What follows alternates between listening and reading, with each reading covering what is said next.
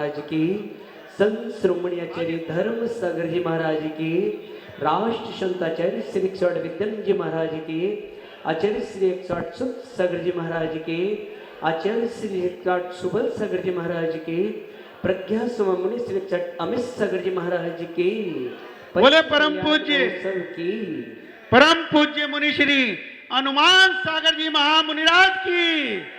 देखिए बहुत से लोग महाराज जी को हनुमान सागर जी के हनुमान सागर जी कहते हैं, लेकिन वास्तव में देखा जाए तो वो भगवान श्री राम के प्रतिरूप के रूप में आचार्य श्रुत सागर महाराज के हनुमान जी हैं।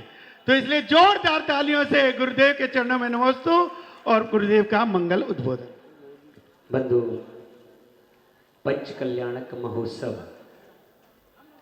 पंच कल्याणक ये संस्कार विधि है। आप देखते रहे, आप यहां देखेंगे कि एक पाषाण को संस्कार से किस प्रकार से भगवान बनाया जाता है। सोचिए, आज ये आपके सामने इतने मुनि बैठे हैं, ये आपके बीच से ही, आपके परिवार के ही, आपके गृहस्थ जीवन के ये सभी मात्र संस्कार होने के कारण एक पूज्यता प्राप्त हो जाती है। ऐसी पंच कल्याणक में संस्कार विधि, जहां पर आज गर्भ कल्याणक है, और गर्भ कल्याणक में जब बालक मां के गर्भ में आता है, गर्भाधान के आचार्य जिनसेन स्वामी ने आदि पुराण में 53 क्रियाएं कही हैं। पहले माह में कौन कौन सी क्रियाएं होना चाहिए। देखिए गर्भ का कितना महत्व है कि गर्भ शोधन करने के लिए 8 कुमारियां आती हैं, 56 कुमारियां आती हैं। किन किन बातों का ध्यान रखना चाहिए। आज भी हम भगवान को जन्म नहीं दे सकते, लेकिन भगवान के जिन मार्ग को धारण करने वाले ऐसे संतों को जन्म आज भी दे सकते हैं।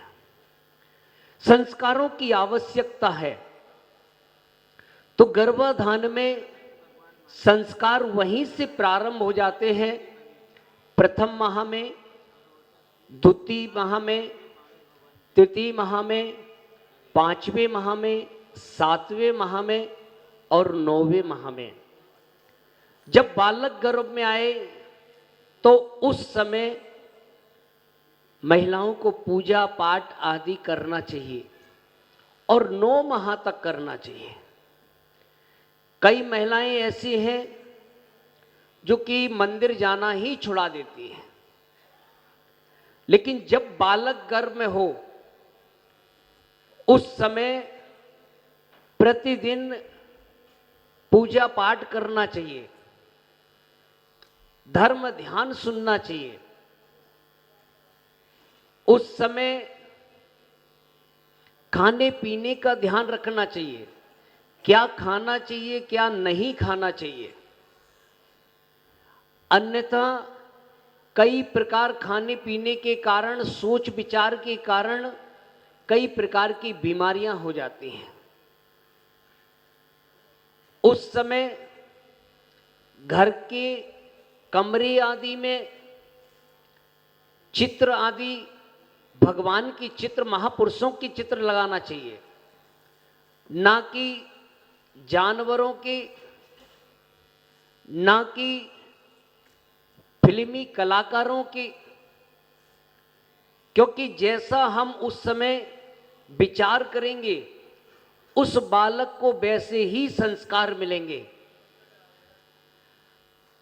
ऐसा यदि हमें धर्म अपना जीवंत रखना है तो बच्चों को गर्भ से ही संस्कार दो और एक बच्चा धर्म के नाम पर पैदा करो, जिससे ये मुनि परंपरा कहाँ है कि नारी निंदा मत करो, नारी नर की खान, और नारी से ही जन्मे है तीर्थंकर भगवान। यदि किसी महापुरुष को जन्म देने वाली है तो वह नारी है। तो ऐसे संस्कारों से हमें अपने बालकों का पालन पोषण आदि जो है करना चाहिए।